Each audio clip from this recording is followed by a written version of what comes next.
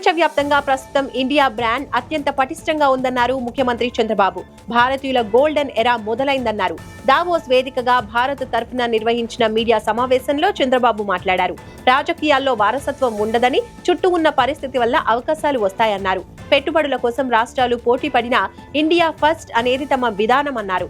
అంతర్జాతీయంగా India brand అత్యంత పటిష్టంగా ఉందని సీఎం అభిప్రాయం వ్యక్తం చేశారు.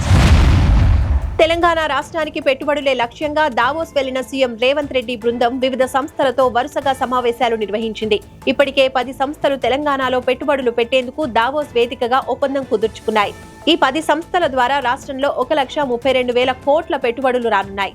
కొత్త ఒప్పందాలతో 46,000 మందికి ఉద్యోగ అవకాశాలు లభించనున్నాయి.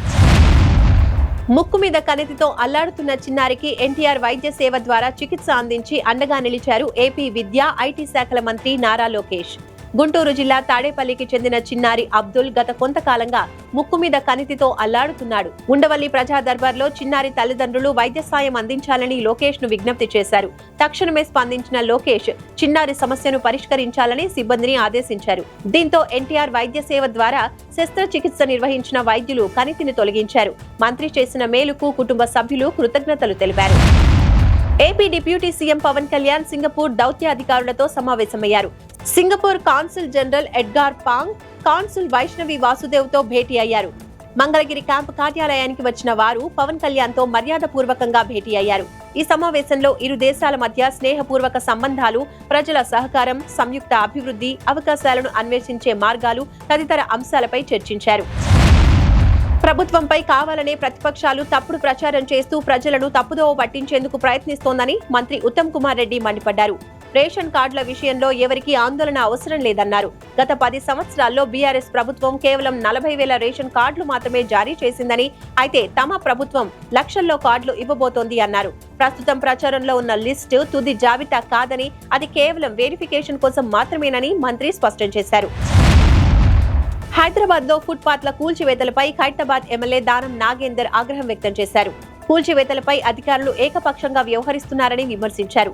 పేద ప్రజల జీవనాధారాల్ని అధికారులు ధ్వంసం చేస్తున్నారని మండిపడ్డారు. అధికారులకు చిత్తశుద్ధి ఉంటే ఫుట్పాత్లపై ఆక్రమణల కూల్చివేతను పాత బస్తీ నుంచి ప్రారంభించాలన్నారు.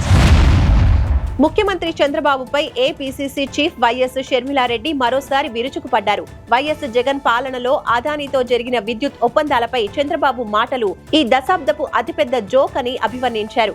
అన్ని ఆధారాలు కళ్ల ముందు కనిపిస్తూ ఉంటే ఇంకా ఖచ్చిత సమాచారం కావాలని అడగటం రాష్ట్ర ప్రజలను మోసం చేస్తున్నట్టేనని ట్విట్టర్లో ఆరోపించారు.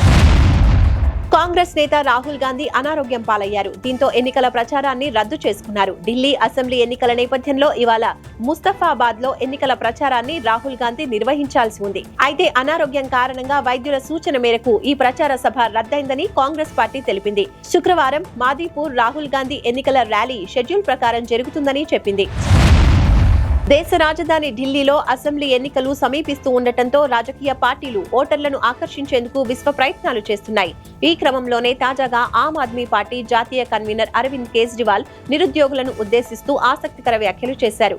వచ్చే 5 ఏళ్లలో ఢిల్లీలో నిరుద్యోగ సమస్య లేకుండా చేస్తానని ఆయన హామీ ఇచ్చారు. ఈ మేరకు ఆయన గురువారం ఓ వీడియోను విడుదల చేశారు. యాప్ ఆధారంగా క్యాబ్ సర్వీసులు అందిస్తున్న ఊబర్, ఓలా సంస్థలకు కేంద్ర వినియోగదారుల మంత్రిత్వ శాఖ నోటీసులు జారీ చేసింది. ఆండ్రాయిడ్, ఐఓఎస్ అనే తేడా మాత్రమే కాకుండా ఫోన్ రేట్లను బట్టి కూడా ధరల్లో తేడా ఉంటోందని పలువురు వినియోగదారులు సోషల్ మీడియా వేదికగా ఆవేదన వ్యక్తం చేస్తున్నారు. ఈ నేపథ్యంలోనే ఆ ఆరోపణలపై పూర్తి వివరణ ఇవ్వాలని ఊబర్, ఓలా సంస్థలను కేంద్రం ఆదేశించింది.